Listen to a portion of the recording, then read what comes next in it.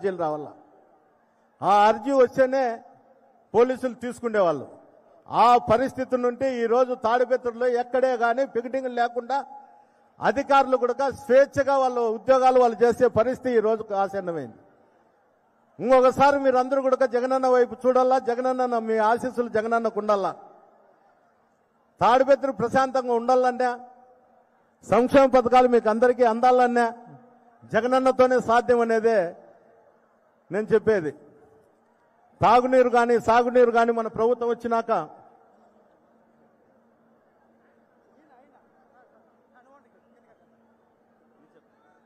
సాగునీరు కానీ తాగునీరు కానీ నేను వచ్చిన తర్వాతనే, ఈ ప్రభుత్వం వచ్చిన తర్వాతనే ఇవ్వడం జరిగింది. పెండేకల్లు కానీ ముచ్చుకోట కానీ చాగల్ రిజర్వాయర్ కానీ నీళ్లు ఇవ్వడం జరుగుతుంది. పెద్దడుగురులో కూడా కాలువకు మార్చి వరకు ఇచ్చినాం ఈ సంవత్సరం తప్ప.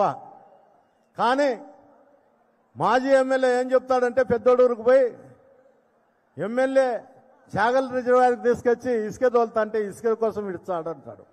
బుద్ధి జ్ఞానం ఉండాలా ఎవరన్నా మాట్లాడేటప్పుడు. నువ్వైతే ఏమీ చేయలేదు కానీ తాడిపత్రికి అన్నీ చేసినట్టు మాత్రం చెప్తావు. ఒక్కసారి నీ మనసాక్షి చెప్పు.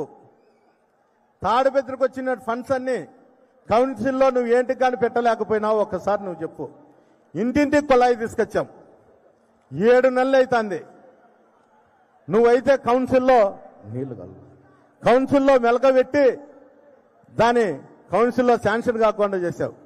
లేకపోయింటే ఈ పాటికే ప్రతి ఇంటికి కూడా కొలాయి ఇచ్చేదానికి నేను సిద్ధంగా ఉన్నా. మళ్ళా కూడా ఈ ప్రభుత్వం వస్తుంది.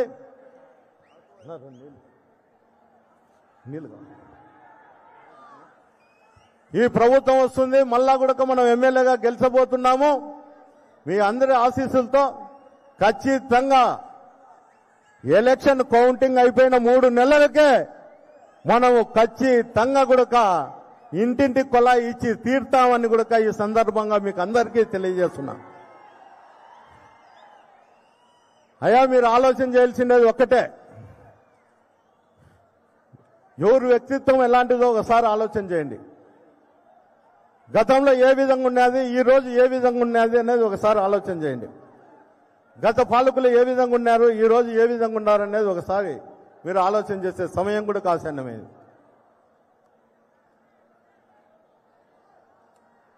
మేమైతే ఎప్పుడు కూడా పోలీస్ అధికారులను మేము చెప్పేదేమంటే ఇద్దరికి న్యాయం చేసి పంపించండి, ఏ పార్టీ వాళ్ళైనా ఎవరికైనా కానీ అని చెప్పాం.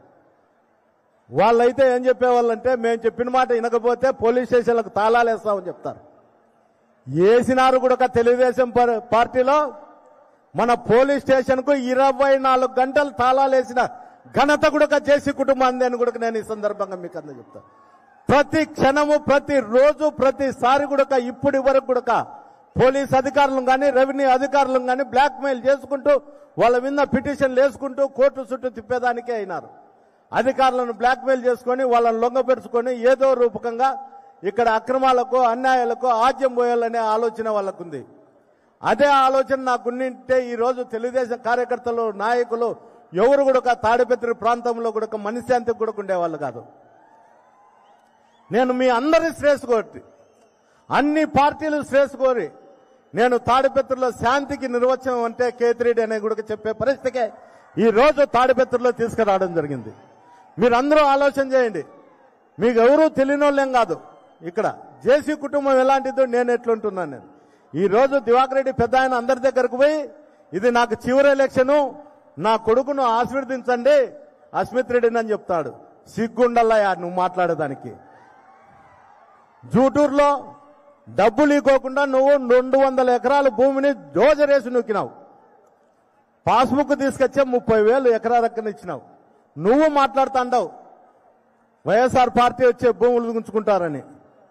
రా, నువ్వు ఎప్పుడొస్తారో మీ అన్నదమ్ములు ఇద్దరు సవాల్ చేస్తున్నా. నా 5 ఏళ్లలో నేను ఏమి చేసినా నేను చెప్తా. మీరిద్దరు అన్నదమ్ములు వచ్చి పోలీస్ స్టేషన్ సర్కిల్లో కూర్చొని నేను కూర్చుంటా, చర్చించుదాం. మీ తమ్ముడు 5 ఏళ్లలో ఏం చేసినాడో ఇక్కడ అనేది చర్చించుదాం. ఏ గ్రామాలలో హత్యా రాజకీయాలకు పాల్పడినారో చర్చించుదాం. తాడిపత్రిలో ఎవరు అభివృద్ధి చేశారో ఎవరు అభివృద్ధికి అడ్డపడుతున్నారో చర్చిస్తాం.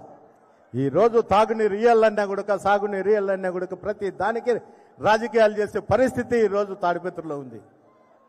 నేను ఎంతో ఓర్పుతో మీ అందరి శ్రేయస్సు కోరి నేను ఇక్కడ నడుచుకుంటాడా. ప్రజలందరూ బాగుండాలా ఈ కాన్షియన్స్లో అనేదే నా ధ్యేయం. జగనన్న కూడా అదే చెప్తాడు, అన్నా ఎక్కడా కానీ శాంతి భద్రతలు అనేది ఉండల్లా, కాపాడు నువ్వు, తప్పకుండా మళ్ళా మనం విజయం సాధిస్తాం తాడిపత్రిలో. ఆ విజయబాట నీతోనే మొదలు కావాలా తాడిపత్రి నుండి అని. నేను ఏంటికి చెప్తున్నా అంటే పదే పదే తాడిపత్రి నుంటే విజయబాట రావాలని అంటే మనం ఇప్పుడుండే ఎమ్మెల్యేల సంఖ్య కూడా 151. మన ఎమ్మెల్యే స్థానం కూడా 151. తాడిపత్రి కూడా 151. ఇది లక్కీ నంబర్. మనం ఇక్కడి నుండి ఎంత మెజార్టీతో మనం తీసుకుపోతామో ఇటుంటి తాడేపల్లెకి కూడా అదే రూపంలోనే తీసుకుపోతామని కూడా ఈ సందర్భంగా మీకు అందరికి కూడా తెలియజేస్తున్నా. అన్నా మీరందరూ ఆలోచన చేయండి.